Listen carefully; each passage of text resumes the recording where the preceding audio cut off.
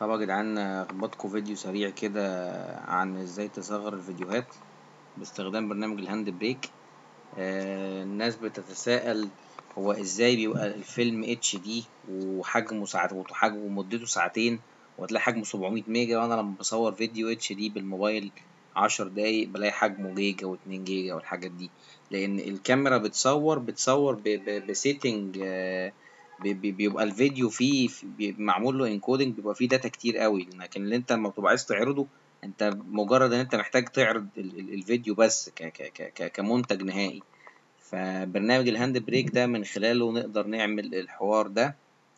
فانا هروح دلوقتي على مكان فيه فيديوهات، اللي هي عندنا مثلا على سبيل المثال الفيديو ده مثلا بتاع المناقشة ده 10 دقايق وهو فول اتش دي، طلع ايه جيجا وربع. فهنحطه في البرنامج كده، هاجي ساحب الفيديو كده اهو ومدخله في الايه، مدخله في الحتة بتاعت السورس دي.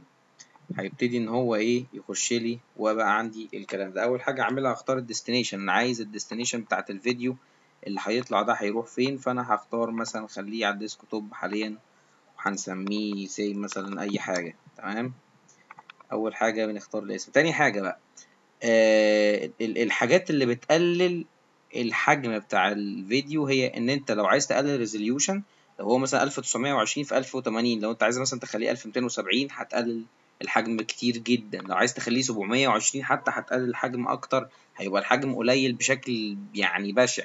فانا على سبيل المثال هو جيجا وربع، انا هسيب الريزوليوشن زي ما هو عشان اثبت لكم ان مش هي دي، مش حجم مش الريزوليوشن بتاع الفيديو هو اللي بيأثر.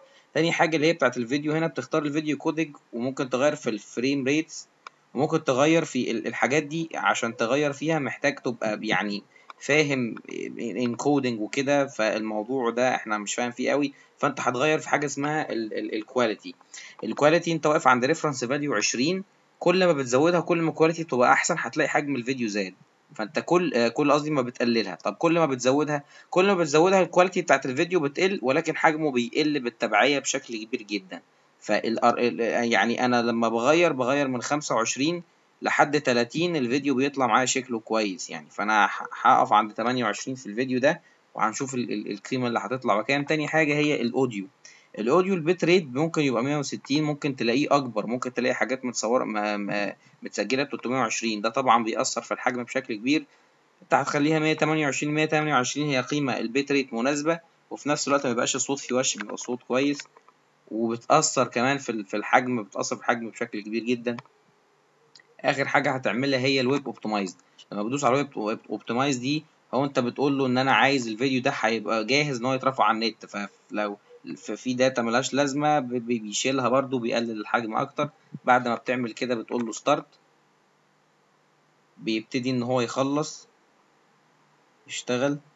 وانا هوقف شوية لحد ما يقرب يخلص وبعد كده ارجع على التسجيل تاني. اهو وصل 90% اهو.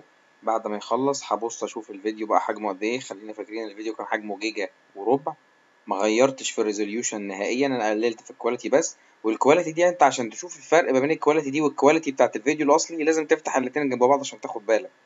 يعني من اول 20 لحد 30 الكواليتي تقريبا مش هتاخد بالك الفرق. لو زودت عن 30 بيبتدي الصورة تبقى منغمشة او كده، فعشان كده انا بلعب في القيمة دي بس، اللي هي من 20 ل 30. الفيديو انا كنت حاطه على الديسك توب اللي هو 3 اتنينات، الفيديو كان جيجا وربع، بقى حجمه قد ايه؟ بقى حجمه كام؟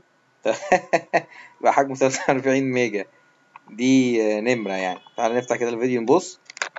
ان انا احطه في السورس ستيشن. تاني طريقه هنتكلم عنها هي ان احنا بنضيف ريجوليتورز في الشبكه. ريجوليتورز هي عباره عن ايه؟ فيديو كان جيجا وربع بقى 43 ميجا. طبعا ده سحر، دي شعوذة.